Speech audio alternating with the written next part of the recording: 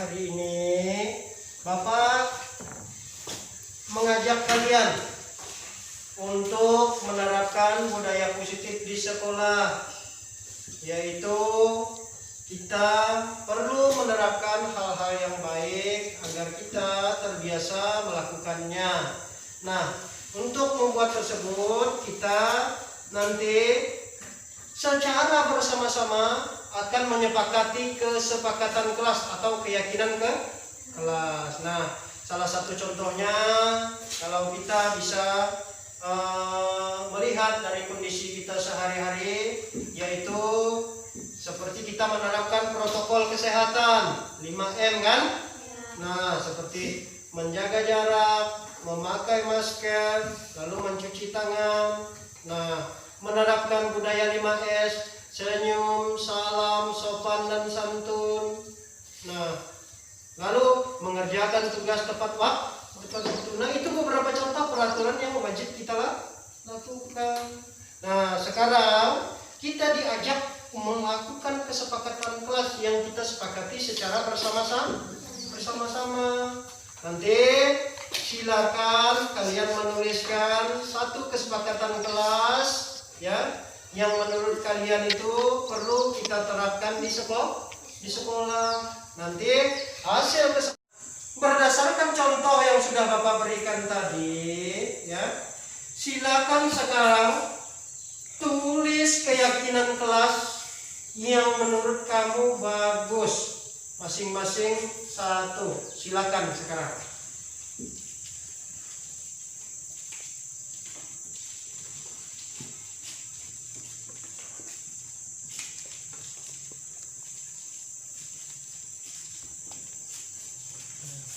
Yang berapa?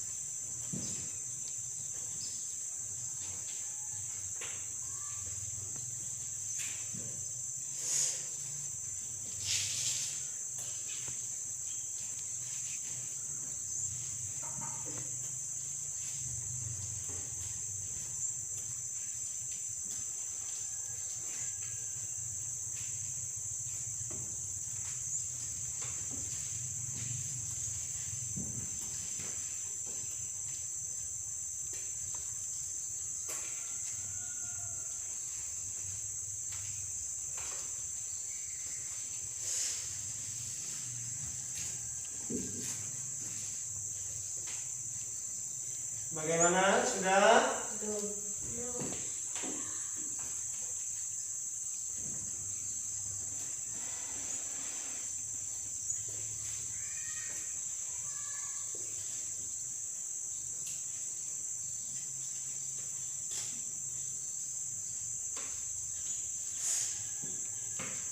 Sudah? Siapa lagi? Ya, ini. Ya. Kami menjaga ketertiban dan kebersihan kelas. Kami menjaga ketertiban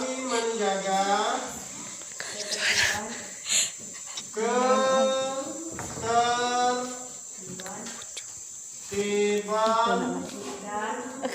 kebersihan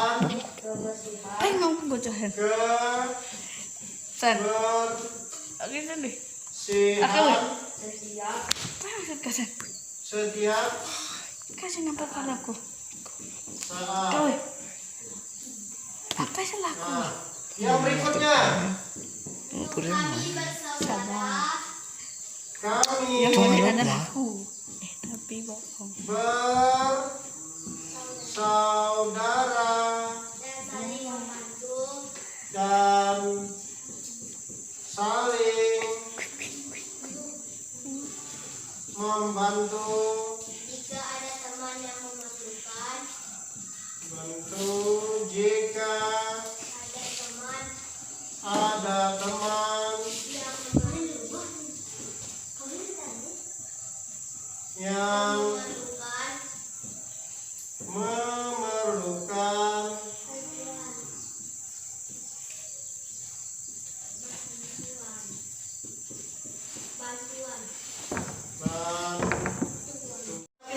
untuk lebih lengkapnya kita bisa menambahkan kami menghormati guru. Beberapa kegiatan yang sudah kita lakukan termasuk menetapkan beberapa kegiatan yang positif yang dapat kita lakukan. Ini disebut kesepakatan kelas. Nah, ini wajib kita laksanakan. Nah, mulai hari ini kita terapkan budaya positif ini dan wajib kita laksanakan dengan penuh disiplin dan tanggung jawab. Nah, mungkin untuk hari ini itu yang dapat Bapak sampaikan. Semoga kesepakatan kelas yang sudah kita buat ini bisa menjadi budaya positif yang terus kita lakukan.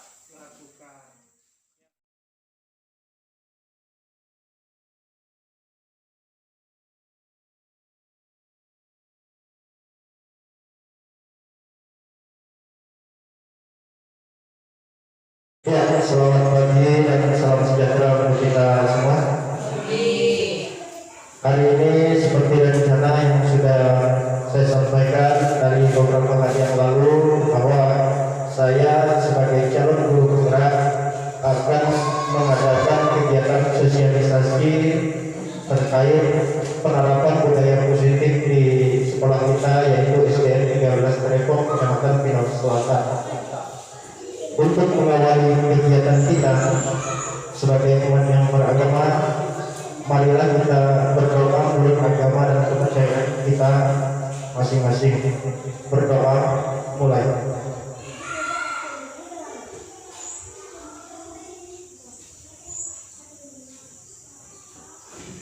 Berdoa selesai. Ya. Yang terhormat Bapak Kepala Sekolah beserta rekan guru yang sudi hadir dalam kegiatan sosialisasi penerapan budaya positif di lingkungan SDN 13 Depok. Ini sengaja saya ambil judul karena dalam rancangan aksi nyata yang saya lakukan, saya bermaksud untuk bisa melaksanakan kegiatan ini di sekolah sebagai bentuk praktik baik berbagi ilmu. Karena selain saya terapkan di dalam kelas, hal-hal positif ini juga harus kita lakukan di lingkungan sekolah bersama rekan sejawat dan warga sekolah. Jadi tujuan utama dari kegiatan ini perlu saya sampaikan. Tujuannya adalah agar sekolah atau rekan guru dapat menerapkan budaya positif dengan membuat kesepakatan kelas atau kesepakatan sekolah. Yang kedua, agar guru atau rekan sejawat mengetahui kebutuhan dasar manusia. Nah, apa yang menjadi dasar kebutuhan manusia itu? Yang ketiga, agar guru atau rekan sejawat mengetahui posisi kontrol guru. Kita sebagai seorang guru itu memiliki posisi kontrol. Yang keempat, agar guru atau rekan sejawat dapat menggunakan atau menerapkan segitiga restitusi sebagai alat atau cara menyelesaikan masalah pada anak atau warga sekolah yang bermasalah. Nah, pengantar dari saya, setelah kurang lebih 2 bulan berjalan proses pendidikan guru bergerak, ya, tentunya sudah cukup banyak hal yang sudah dipelajari, mulai dari filosofi pendidikan Ki Hajar Dewantara, nilai dan peran guru penggerak, visi guru penggerak, budaya positif di sekolah yang tujuannya adalah untuk menciptakan kondisi belajar yang aman dan nyaman agar terbentuk profil pelajar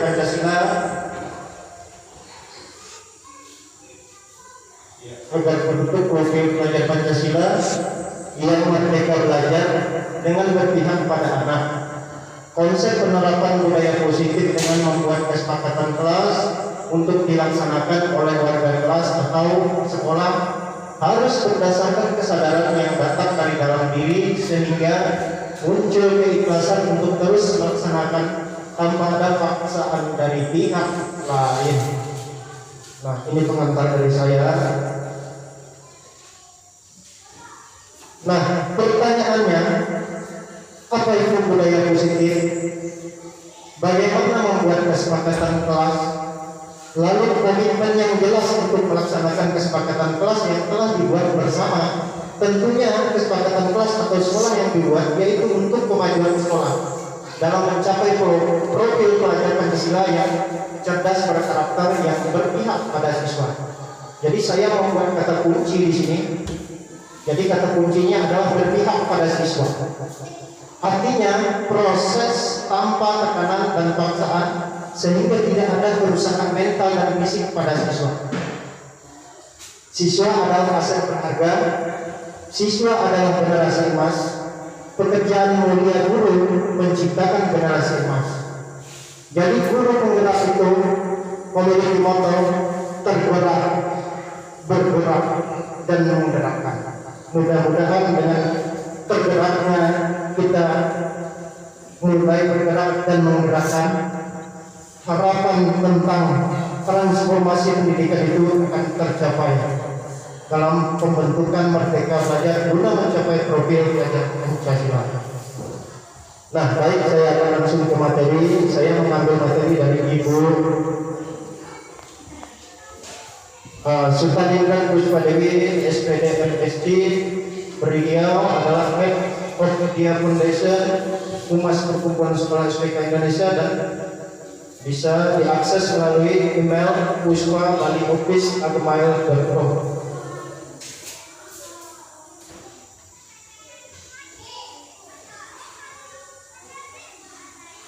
Ya, siapa yang belum dari modul yang ingin disampaikan pada modul 1.4 ini adalah modul terakhir dari modul 1, yaitu memahami konsep pendidikan menurut Ki Hajar Dewantara dihubungkan dengan konsep budaya dan lingkungan positif di sekolah yang berpihak pada murid, melakukan evaluasi dan refleksi tentang praktik disiplin dalam pendidikan Indonesia secara umum untuk mendapatkan pemahaman baru mengenai konsep disiplin positif untuk menciptakan murid dengan profil pelajar Pancasila.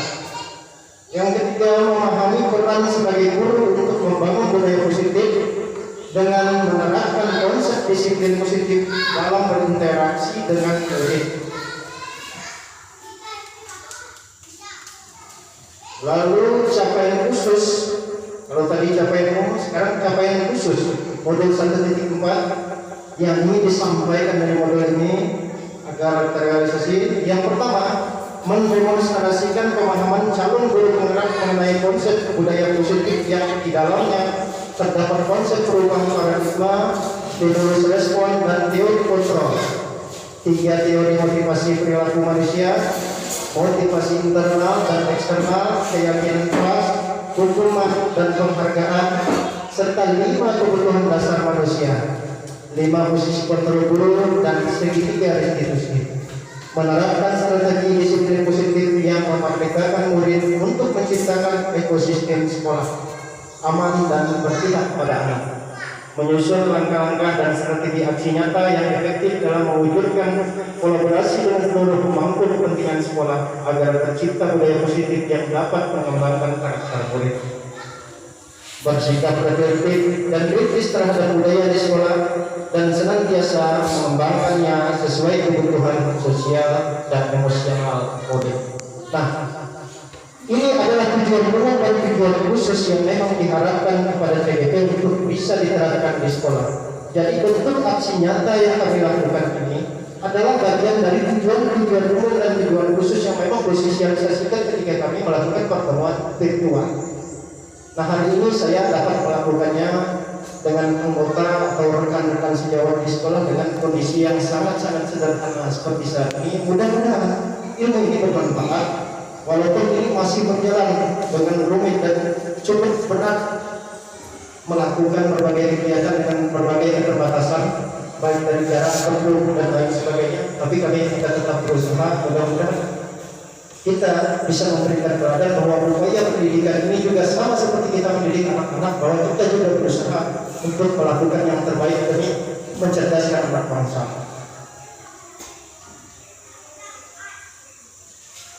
Nah, budaya positif atau ekosistem positif, kita ambil contoh perbandingannya dengan hidup tumbuh-tumbuhan seorang petani. Dalam hakikatnya sama kewajibannya dengan seorang pendidik yang menanam padi, misalnya hanya dapat menuntut tumbuhnya padi. Ia dapat memperbaiki kondisi tanah, memelihara tanaman padi, memberi pupuk dan air, membasmi ulat-ulat atau jamur-jamur yang mengganggu hidup tanaman padi dan lain sebagainya. Menurut buku Ki Hajar Dewantara Lampiran 1 Dasar-dasar Pendidikan Keluarga tahun pertama nomor 1, 2, 3, dan 4, November dan Desember tahun 1936 dan Januari Februari 1937. Eksplorasi konsep perubahan paradigma, stimulus respon lawan teori kontrol, lalu arti kata disiplin dan 3 motivasi perilaku manusia, keyakinan kelas, hukuman dan penghargaan. Ya, baik. Perubahan paradigma teori kontrol, ilusi kontrol. Jadi ilusi guru kontrol murid, ilusi bahwa kritik dan membuat orang merasa bersalah dapat menguatkan karakter.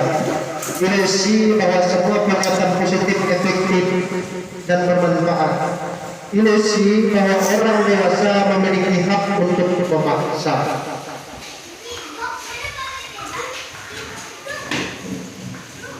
Nah, di sini kita dapat melihat perbedaan antara perubahan paradigma, stimulus respon, dan teori kontrol. Bisakah kita mengontrol seseorang? Kalau stimulus respon, kita mencoba mengubah orang agar berpandangan sama dengan kita. Sementara teori kontrol, kita berusaha memahami pandangan orang lain tentang dunia. Lalu yang kedua, perilaku buruk dilihat sebagai suatu kesalahan. Itu yang terjadi pada stimulus respon. Tetapi pada teori kontrol, semua perilaku memiliki tujuan. Nah, orang lain bisa mengontrol saya, itu menurut stimulus respon. Tetapi menurut teori kontrol, hanya Anda yang bisa mengontrol diri Anda. Saya bisa mengontrol orang lain, Anda tidak bisa mengontrol orang lain. Pemaksaan ada pada saat bujukan gagal. Kolaborasi dan konsensus menciptakan pilihan-pilihan baru. Kolaborasi itu artinya adanya kerjasama. Nah, lalu model berpikir menang kalah. Tapi pada teori kontrol, model berpikir menang. Jadi tidak ada lagi menang kalah. Itulah perbedaan antara stimulus respon. Apakah makna disiplin? Berasal dari bahasa Latin disciplin yang artinya belajar. Makna asal dari kata ini berkonotasi dengan disiplin diri dari murid-murid Socrates dan Plato. Disiplin diri membuat orang menggali potensinya menuju sebuah tujuan apa yang dia hargai. Namun dalam budaya kita, makna kata disiplin telah berubah menjadi suatu yang dilakukan seseorang pada orang lain, adalah menghubungkan kata disiplin dengan ketidaknyamanan, bukan dengan apa yang kita hargai atau pencapaian suatu tujuan mulia.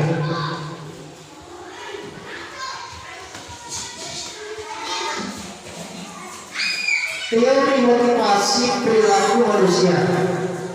Yang pertama itu untuk menghindari ketidaknyamanan atau hukuman. Apa yang akan terjadi apabila saya tidak melakukannya?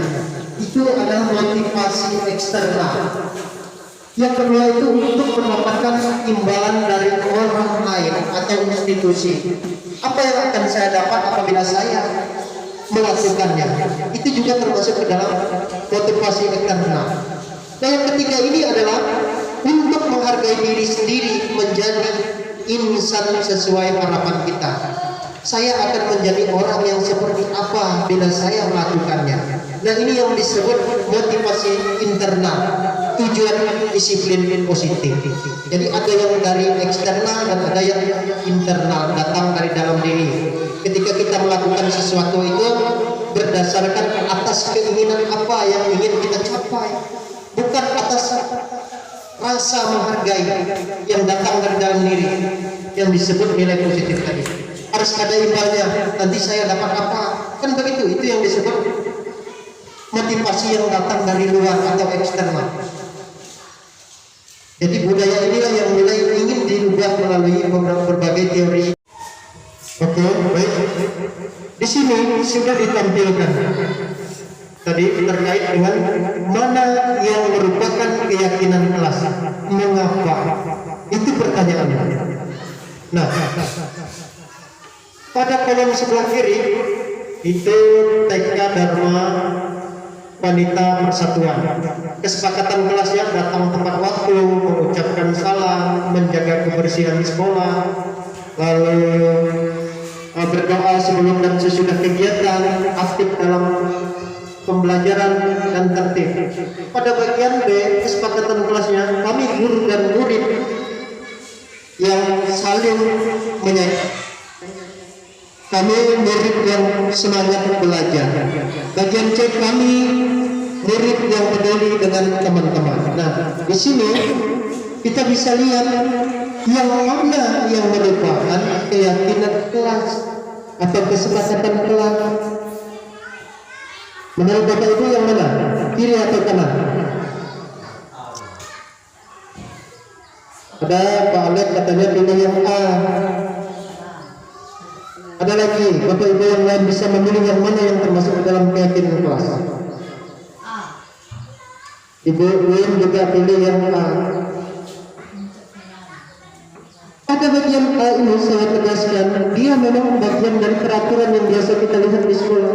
Namun penekanannya kepada keyakinan kelas adalah sesuatu yang kita sepakati. Jadi kuncinya ada pada kalimat ini.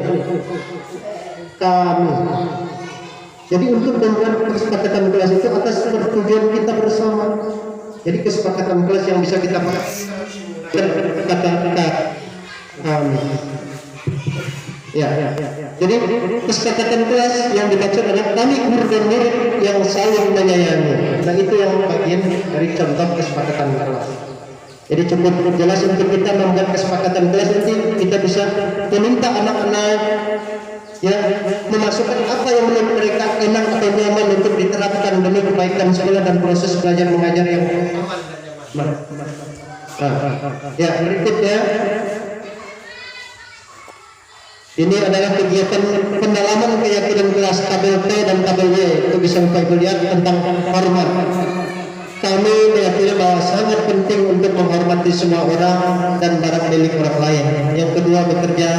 Kami meyakini bahwa sangat penting untuk mengerjakan segala pekerjaan atau mengikuti kegiatan yang telah ditugaskan. Diterima dan dimiliki, kami meyakini bahwa sangat penting untuk merasa diterima pada suatu kelompok dan saling peduli satu dengan yang lain. Nah, ini pada tabel T ini bisa kita lihat terdengar, terlihat, berperilaku. Sama di bawah. Bekerja juga terdengar, terlihat dan berperilaku. Nah, pada bagian tabel T ini dia hanya tampak seperti apa dan tidak tampaknya seperti apa. Bekerja juga seperti itu, tampaknya seperti apa, tidak tampaknya seperti apa. Diterima dan dimiliki juga sama, tampak seperti apa dan tidak tampaknya seperti apa. Itu yang membedakan antara tabel T dan tabel Y. Nah, di sini ada sebuah keyakinan kelas yang perlu kita ketahui. Ini latihan-latihan untuk kita mengetahui keyakinan kelas apa yang diterapkan. Nah, ini peraturannya yang biasa ada di sekolah. Selalu kembalikan buku ke tempatnya. Keyakinan kelas atau nilai kebajikan yang dituju itu apa? Menurut Bapak Ibu, apakah dia masuk ke dalam tanggung jawab, disiplin, menghormati, menghargai? Itu yang diminta dari contoh-contoh ini. Nah, ini sudah terjawab semua di sini ya. Ini sebenarnya melatih, kalau waktunya panjang kita bisa menggunakannya untuk latihan. Ini sudah ada jawabannya. Jadi selalu kembalikan buku ke tempatnya. Nilai kebajikannya adalah tanggung jawab. Dilarang mengganggu orang lain, itu menghormati orang lain dan diri sendiri. Hadir di sekolah 5 menit sebelum pembelajaran dimulai, menghormati orang lain, komitmen pada tujuan atau berkomitmen. Dilarang melakukan kekerasan, itu demi keselamatan dan menghormati orang lain. Dilarang menggunakan narkoba, itu untuk kesehatan. Bergantian atau menunggu giliran, itu menghormati orang lain atau kesabaran, melatih kesabaran keyakinan kelasnya. Gunakan masker, itu kesehatan dan keselamatan. Jangan berlari di kelas atau koridor, itu keselamatan dan keamanan. Nah, di bawah ini juga masih ada dihukum oleh penghargaan. Istilah dihukum oleh penghargaan, pengaruh jangka pendek dan jangka panjang ketika kita memberikan penghargaan itu. Jadi dia sama dengan kita melakukan hukuman. Ketika diberi penghargaan, ya, ketika diberi penghargaan dia melakukan, tapi ketika kita tidak melakukannya lagi, maka dia tidak akan melakukan. Maka dampak dari hukuman dan penghargaan itu hampir serupa dan sama. Nah, dia hanya berlaku tidak efektif. Nah, penghargaan menghukum kita, penghargaan mengurangi ketepatan, penghargaan tidak efektif, dan penghargaan merusak hubungan. Kalau tidak ada penghargaan, hubungan bisa saja terjadi kerusakan. Jadi sama intinya dari penghargaan atau hukuman. Nah, ini yang kedua, tindakan buruk. Kita bisa membedakan apakah ini termasuk konsekuensi dan hukuman. Nah, pada budaya positif ini kita memberi istilah itu, hukuman itu adalah konsekuensi. Sementara pola yang lama itu adalah hukuman. Nah, di sini ada daripada tindakan guru yang dilakukan. Mencatat 100 kali di dalam buku kalimat saya tidak akan terlambat karena terlambat ke sekolah. Nah, hukuman atau konsekuensi, kita ditanya di sini. Gimana benar Bapak Ibu? Hukuman atau konsekuensi kalau kita disuruh mencatat 100 kali kalimat ini? Saya tidak akan terlambat lagi. 100 kali dalam buku. Ia termasuk hukuman atau konsekuensi? Nah, lalu yang kedua, lari mengelilingi lapangan basket 2 kali karena terlambat hadir di sekolah. Hukuman atau konsekuensi? Nah, Ibu ingin menjawab hukuman. Nah, murid diminta untuk push up 15 kali karena tidak menggunakan masker ke sekolah. Hukuman atau konsekuensi? Nah, ini Bapak Ibu bisa menjadikan sebagai rujukan, ada materinya. Jadi tindakan guru, hukuman atau konsekuensi. Dari tindakan guru tadi, mencatat 100 kali di dalam buku kalimat saya tidak akan terlambat lagi karena terlambat ke sekolah, ya hukuman atau konsekuensi. Lari mengelilingi lapangan basket 2 kali karena terlambat hadir di sekolah. Murid diminta untuk push up 15 kali karena tidak menggunakan masker ke sekolah.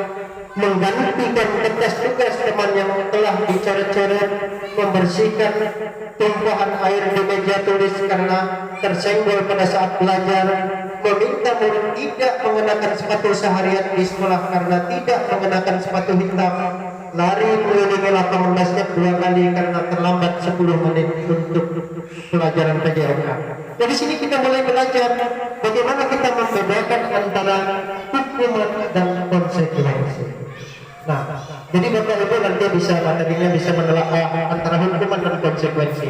Karena istilah dalam budaya positif tidak ada lagi hukuman, tapi konsekuensi. Apa yang membedakannya? Nanti kita pelajari. Nah, di sini jawabannya. Ya. Nah, ini dia. Jadi yang pertama itu hukuman, kedua hukuman, ketiga hukuman, keempat konsekuensi, kelima konsekuensi, yang keenam hukuman, yang ketujuh konsekuensi. Nah, kita sudah bisa membedakan yang mana yang disebut hukuman, yang mana yang disebut konsekuensi. Apa beda hukuman dan konsekuensi? Nah, kita lihat.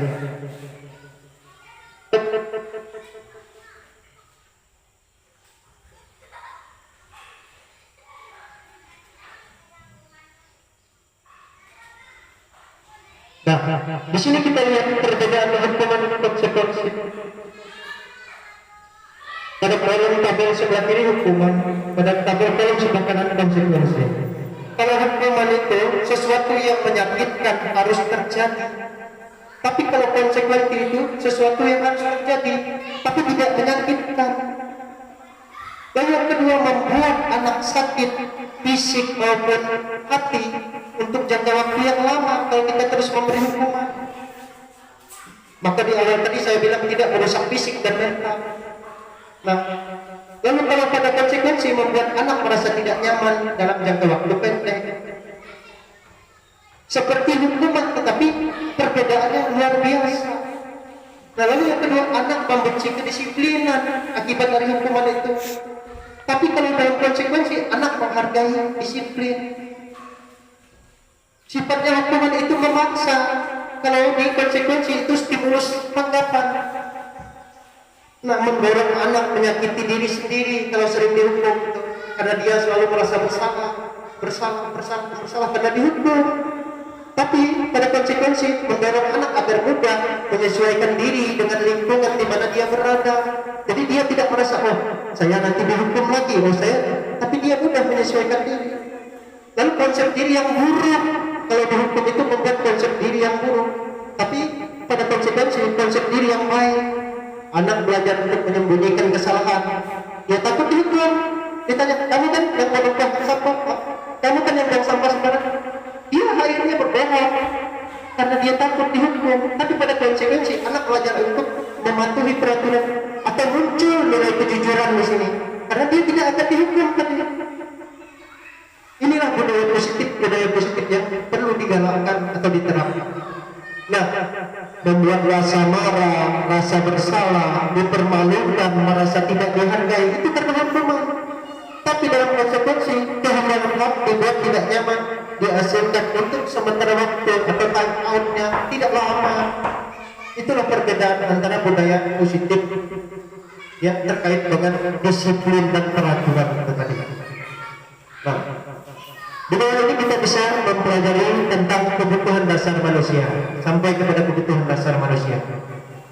Dasar dari semua laku manusia ada 5. Yang pertama itu kebutuhan manusia, anak itu adalah kebutuhan cinta kasih atau kebutuhan untuk diterima oleh siapa saja di mana saja. Lalu yang kedua itu kebutuhan penguasaan, ingin menguasai sesuatu. Itu yang biasanya menyebabkan seseorang itu melakukan hal-hal yang di luar nalar. Anak-anak yang biasa bermasalah. Dan itu ada kebebasan. Anak itu ingin bebas. Ketika belajar juga ingin bebas. Yang berikutnya adalah kesenangan. Anak butuh kesenangan. Lalu yang terakhir itu yang terutama di antaranya adalah survival. Apa itu survival, Pak? Inilah yang semua orang memilikinya. Adalah kebutuhan untuk bertahan hidup. Jadi 5 kebutuhan dasar manusia ini adalah pokok utama untuk kita mengetahui. Ketika ada anak bermasalah, kita tahu apa yang menjadi dasar lakunya itu, penyebab dia melakukan itu. Dan ketika belajar, dia ribut, dari perhatian, mungkin dia kurang cinta kasih. Dan ketika belajar, mungkin dia bosan, berarti dia perlu kesenangan. Dan ketika berkreasi, dia harus dipatok oleh bapak guru begini, mungkin saja dia butuh kebebasan. Dan bahkan mungkin dia memerlukan untuk kebutuhan bertahan hidup. Di sekolah yang kawannya jajan, dia ngerampas, dia mau makanan. Bisa jadi itu adalah kebutuhan untuk bertahan hidup karena dia berusaha memenuhinya. Di rumah tidak terpenuhi, keluar dia ingin memenuhinya. Akhirnya dia lakukan di lingkungan sekolah dan di mana dia berada. Sehingga muncullah tadi seperti kegiatan di awal bahwa setiap tujuan di teori kontrol, setiap perilaku memiliki tujuan. Tetapi pada stimulus respon, setiap perilaku dinilai salah. Itulah perbedaan stimulus respon dan teori kontrol. Nah, jadi setelah mengetahui kebutuhan dasar ini, kita akan tahu penyebab dari anak-anak itu membuat permasalahan. Ya, itu terkait 5 kebutuhan dasar manusia. Nah, kita bisa latihan di sini melihat. Ini contoh kasus-kasus yang dijumpai. Kita bisa melihat ini kasusnya kebutuhan dasarnya apa. Ibu guru bilang aku tidak boleh bersenandung sewaktu mengerjakan tugas. Katanya kelas harus tenang dan tidak ada suara, padahal aku suka dan senang menyanyi. Kebutuhan apa yang sedang dia penuhi? Ibu guru bilang aku tidak boleh bersenandung sewaktu mengerjakan tugas. Katanya kelas harus tenang tidak ada suara, padahal kan aku suka dan senang menyanyi. Dari 5 kebutuhan dasar tadi kita bisa melihat, oh berarti dia membutuhkan di sini kebutuhan tentang kesenangan, kan? Kebutuhan tentang kesenangan. Lalu yang kedua, ibu guru tidak menyataku hari ini, padahal aku pakai jepit rambut baru. Kebutuhan apa yang dia perlukan itu? Iya, betul, kasih sayang. Kebutuhan tentang cinta kasih dan kasih sayang. Itulah yang biasanya jadi penyebab ketika anak-anak itu bermasalah. Lalu yang ketiga, aku bosan. Masa belajarnya cuma gitu-gitu aja, nomor ibu guru aja. Kebutuhan apa itu? Bosan. Kata bosan, kata kuncinya harus dipahami dulu. Kata kuncinya bosan. Berarti dia butuh kesenangan. Bisa jadi dia juga butuh kebebasan. Nah, aku sebel gambarku tidak rapi, malah ibu guru menjepit ke teman-temanku di depan kelas. Kebutuhan apa itu? Aku sebel gambarku tidak rapi. Dia ini sebenarnya butuh cinta kasih, butuh perhatian. Nah, ada beberapa kebutuhan dasar yang berusaha dia penuhi. Nah, oke, kita lanjut lagi ya. Nah, 5 posisi kontrol kita sebagai guru. Posisi kontrol utamanya ini motivasinya ada di sini, ada identitas gagal kontrol dari luar, ada identitas berhasil atau sukses kontrol dari luar juga. Identitas berhasil dan sukses itu kontrol diri. Jadi ini kuncinya, menghindari hukuman, mengharapkan imbalan atau ketergantungan pada orang lain, lalu menghargai diri sendiri. Ini tadi sudah dijelaskan pada poin-poin menghindari hukuman, mengharapkan imbalan atau penghargaan, lalu menghargai diri sendiri. Ini budaya positif tadi, menghargai diri sendiri. Nah, posisinya kita sebagai guru di sini adalah sebagai penghukum. 5 posisi kontrol kita sebagai penghukum, membuat merasa bersalah. Kita juga bisa menjadi teman bagi siswa kita, bisa menjadi pemantau. Nah, budaya positif yang paling maksimal di sini adalah sebagai manajer di sini. Tapi kunci sukses itu ada 3, teman, pemantau, dan manajer. Kalau kita masih tetap mempertahankan menjadi posisi kontrol kita sebagai guru itu penghukum, membuat merasa bersalah, ini identitas gagal dari proses seorang guru yang perlu kita rubah. Penegaknya di sini. Nah, kita ambil contoh ketika guru berbuat, seorang penghukum itu menghardik, menunjuk-nunjuk, menyakiti, menyindir. Dia bilang, hei, kamu. Dan begitu, menunjuk-nunjuk, menyindir dan lain sebagainya. Itu ketika guru berbuat, kalau dia sebagai penghukum, ketika dia berkata, kalau kamu tidak melakukannya, awas ya, rasakan.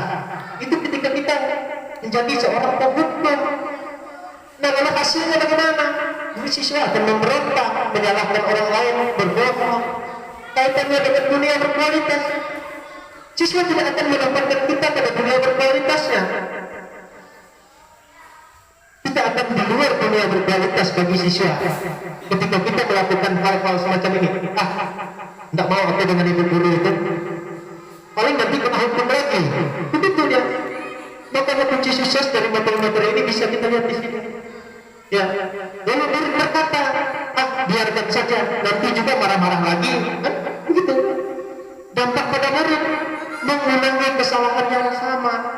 Jadi dia ketika kita terus menghukum, membuat siswa merasa bersalah, identitas gagal dari seorang guru.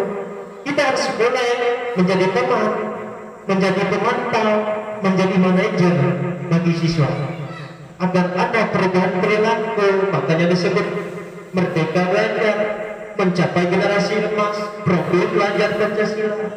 Jadi kita bisa menjadi teman, pemantau, dan manajer bagi siswa kita. Jadi ini nanti materinya boleh nanti di-print, dibaca, karena ini bagus sih sebenarnya. Saya juga memang masih jauh dari kata itu, karena ini memang proses belajar luar biasa kalau kita ikuti benar-benar, tapi kemampuan kita ini yang terbatas. Ya, ini diskusi 5 posisi kontrol. Nah, pertanyaan ini didiskusikan ketika kita memiliki waktu yang panjang. Di mana posisi Anda sebelum belajar modul disiplin positif? Bagaimana perasaan Anda saat itu? Di mana posisi Anda saat ini? Bagaimana perasaan Anda saat ini? Nah, artinya di sini bertanya. Dulu ketika saya belum belajar tentang budaya positif ini atau disiplin positif, saya masih di posisi penghukum, membuat orang merasa bersalah. Setelah saya tahu, saya mulai merubah diri. Itu artinya mulai dari diri, berubah dan berubah. Di sini posisi kita selalu ditanyakan. Nah, pada saat nanti ada pendampingan individu, dia akan bertanya apa yang sudah disosialisasikan oleh calon guru peran. Inilah salah satu upayanya.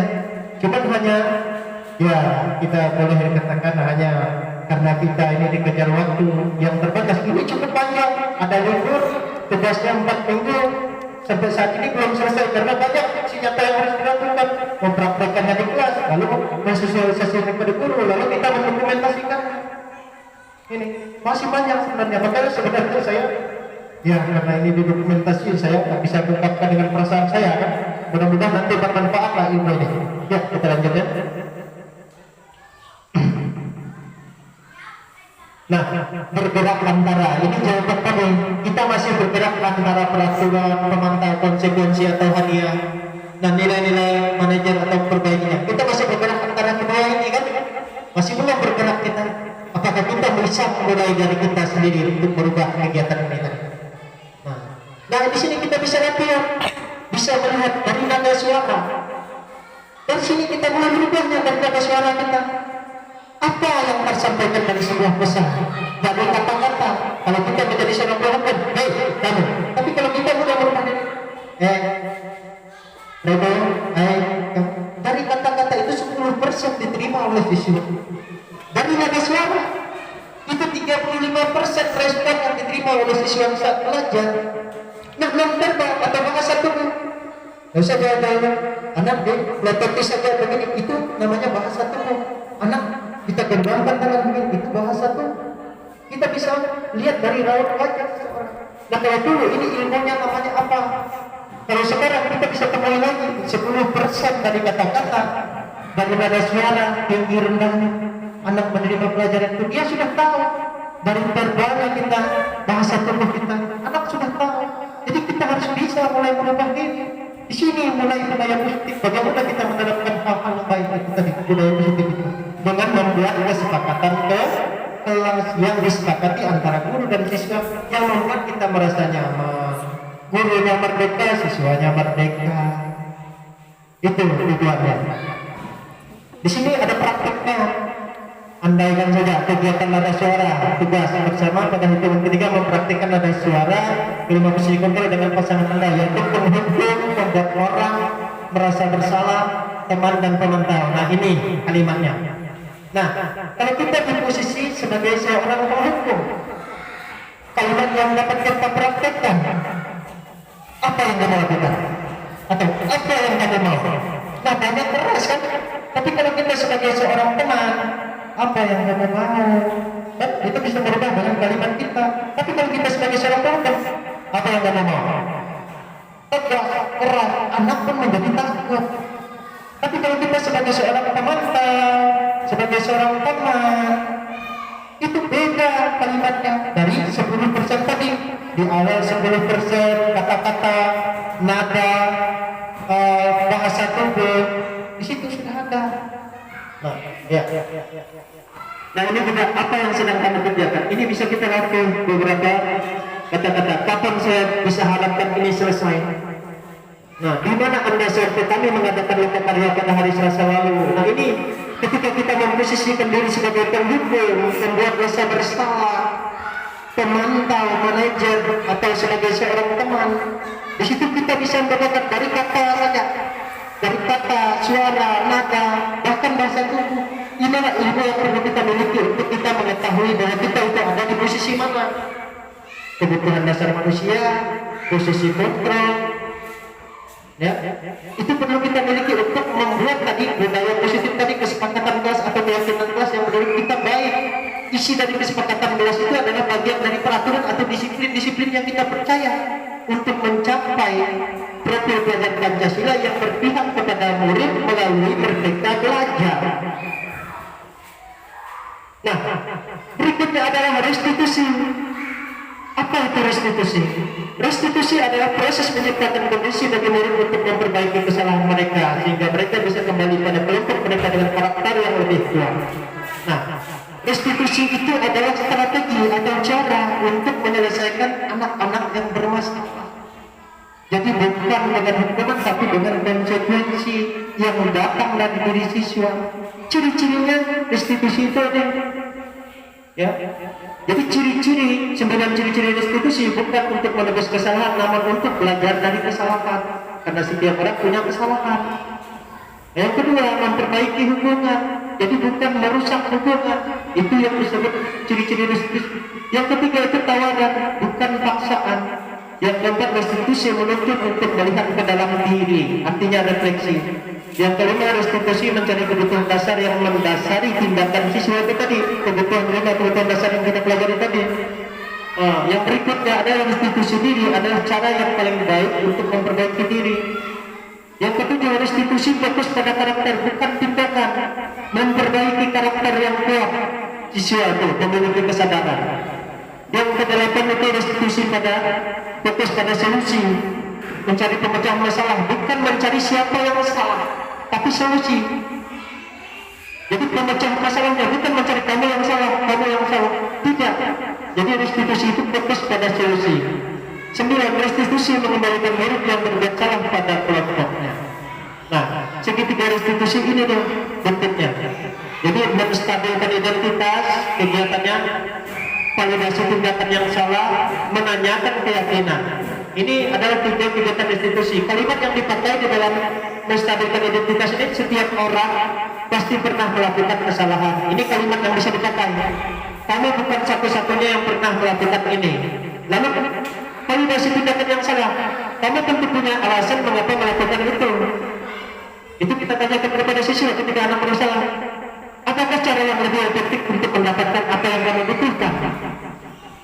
Anak nanti akan berpikir, kalau saya ini cari kesenangan, apa yang akan saya lakukan yang lebih baik, yang lebih efektif, tidak dengan cara mengganggu teman atau dan lain sebagainya. Nah, nilai-nilai apa yang telah kita sepakati? Ini kesepakatan kelas yang kita buat, peraturan atau disiplin yang kita sepakati di kelas tadi. Nah, lalu kamu ingin menjadi orang yang seperti apa yang ada di dalam dunia berkualitasnya itu tadi, yang dia lihat dunia berkualitas orang yang dia idam-idamkan, atau apa yang menjadi cita-citanya itu. Ya, proses menstabilkan identitas ini kalimat yang bisa dipakai untuk membuat murid yang merasakan karena berbuat salah menjadi positif terhadap dirinya. Guru berkata, berbuat salah itu hal yang manusiawi, tidak ada manusia yang sempurna. Bapak ibu guru juga pernah salah. Nah, ini menstabilkan identitas. Lalu validasi tindakan yang salah. Nah, membantu murid mengenali basic atau kebutuhan yang ingin dipenuhinya ketika melakukan kesalahan itu. Pada dasarnya setiap tindakan manusia tujuannya adalah memenuhi basic atau kebutuhan dasar. Apakah itu kekuasaan, freedom, kebebasan, work and belong, diterima, fun, kesenangan, atau survival, bertahan hidup. Nah, guru berkata, kamu bisa saja kan melakukan hal yang lebih buruk, tapi kamu tidak melakukannya. Ini validasi tindakan yang salah. Kamu pasti punya alasan mengapa melakukannya, kan? Ini validasi tindakan yang salah. Apa yang penting bagi kamu? Nah, masih ada beberapa kalimat bisa kita pakai untuk menstabilkan validasi tindakan yang salah. Lalu berikutnya menanyakan keyakinan. Murid melihat kesalahannya dihubungkan dengan nilai kebajikan yang diyakininya mendasari manusia berinteraksi dengan orang lain.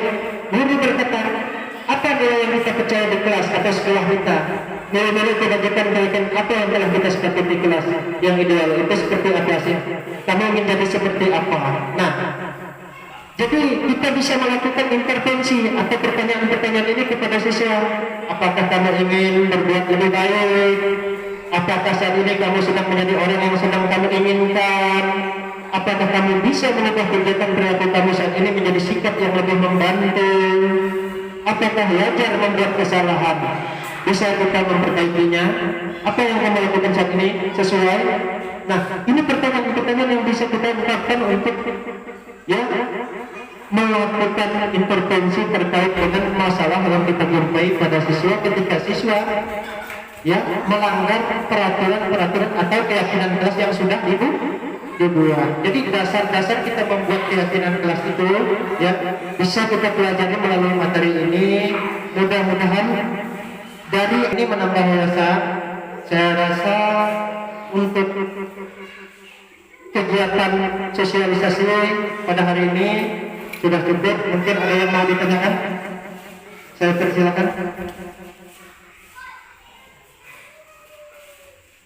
Oke, jadi kalau menurut Bapak Ibu sudah selesai, semoga kegiatan sosialisasi ini bermanfaat. Akhir kata saya ucapkan terima kasih.